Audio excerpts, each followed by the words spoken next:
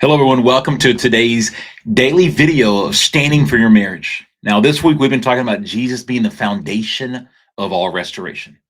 And we're going to get more specific about that foundation today. Today, I'm reading the verse that's in the app. It's our daily verse that are verses, based on the devotional, the prayers, the declarations, all that in the app. So make sure you download the app and access all the daily content. But let me read you today's verse. Isaiah 28:16. Behold, I am the one who has laid a foundation in Zion, a stone, a tested stone, a precious cornerstone. It's of a sure foundation. Whoever believes in me will not be in haste.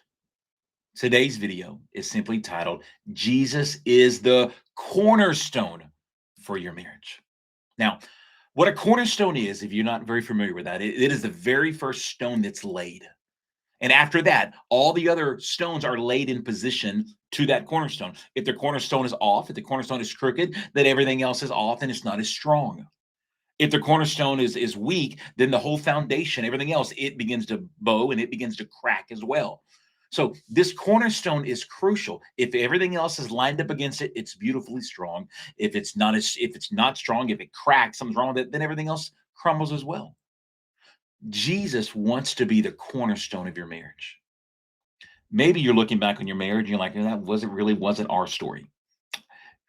Jesus was around. We talked about Jesus. We went to church. But if we're honest, he wasn't the cornerstone that everything else was aligned up with. So what I want you to lean into today, what I want you to stand on and ask that God would rebuild your marriage and make him the cornerstone, not just one of the stones. And I think that's where most people, especially in the American church, we let Jesus be one of the stones. But what if what if this season of standing for restoration is the day that you say, God, rebuild the foundation, and I want you to be the cornerstone that everything else is lined up with.